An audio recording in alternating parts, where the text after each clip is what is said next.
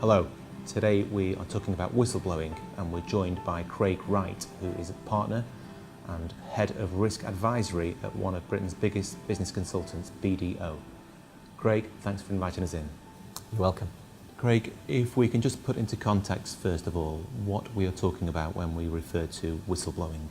Well, when we talk about whistleblowing, or as is sometimes referred to now as a speak-up arrangement or a speak-up policy, we're talking about a situation where an individual within a business feels compelled to raise an alarm, speak to somebody independent of the line management, because they've got concerns over ethical behaviour, malpractice, maybe even in extreme cases fraud, and they feel as though it's their duty to raise the alarm with a view to ensuring that that piece or whatever it is that they have a suspicion around gets investigated independently and put right.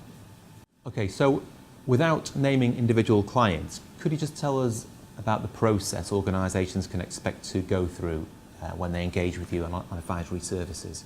When working with clients around whistleblowing or speak-up arrangements, our input can vary quite significantly. It can be as little as training a board or senior management team in the first instance around the principles of good governance, ethics and whistleblowing arrangements, right through to helping clients implement a whistleblowing policy, framework, compliance structure and framework on the back of some proper constructed and defined training.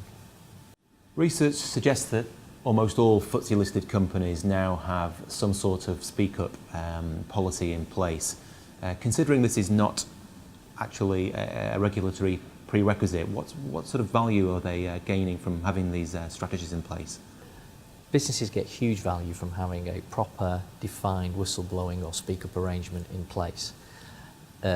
No more so than the fact that they may have a great internal control framework in place already, but if individuals are unethical themselves, fraudulent, and they want to circumvent internal controls, they will always find a way because people are getting more and more ingenious as days go by. So having that person sat next to them who is able to feel as though they are in a position to raise the alarm without fear of victimisation, then that is always the best and last line of defence as I would see it.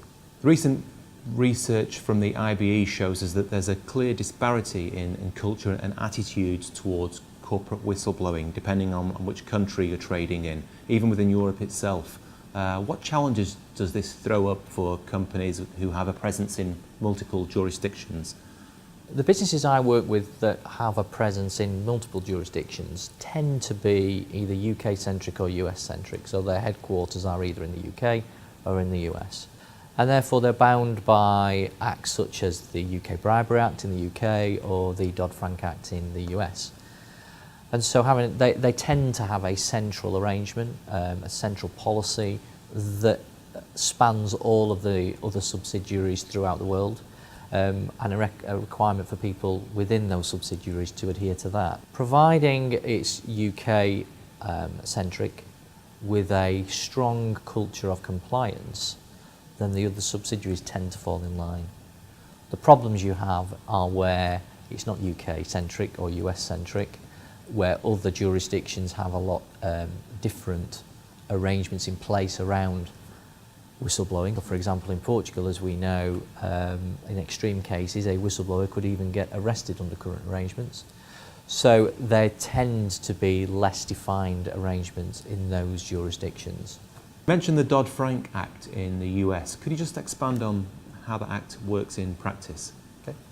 So in the US we have the Dodd-Frank Act, and under the Act an individual can well expect a financial reward if, having raised an alarm or spoke up in the first instance, that leads to a conviction.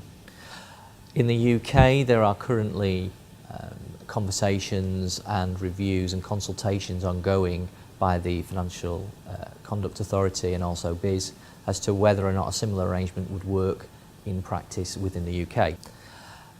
There are some people who believe that we would see an increasing number of whistleblowers as a result of an arrangement where a financial incentive is in place.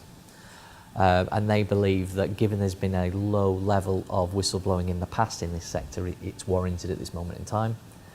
But then there are others who don't necessarily agree with the principle, who believe that in a sector that already experiences high levels of pay, in an environment where it's coming increasingly under the spotlight, it sends out morally the wrong message if they're further being incentivised and rewarded to make whistleblowing arrangements in effect in a situation where they should already be raising the alarm themselves. What advice would you give to the compliance director or the CEO who feels unsure whether they need to implement a whistleblowing policy as such? BDO has recently done a piece of work with the University of Portsmouth where we've highlighted that on a global level, businesses tend to spend about 5.47% on an annual basis of their overall expenditure on fraud. So what I mean by that is that they lose around 5% to fraud each and every year. So any CEO who believes he doesn't have a problem or she doesn't have a problem, the statistics and evidence would suggest otherwise. Looking throughout the organisation now, who would you say are the key individuals that need to be up to speed on whistleblowing policy? I would always say that everybody needs to be aware of whistleblowing arrangements in any organisation. But firstly, the tone starts from the top. So the board has to set the tolerance, or zero tolerance in some cases, approach to malpractice and unethical behaviour, and a culture of compliance, a culture of speak up and being able to do that without fear of victimisation. If that is in place and embedded, then you find situations whereby people will raise the alarm in good faith in the main, without fear of victimisation as a result. Craig, thanks for inviting us in today and giving us such a good insight into your work. It's been my pleasure.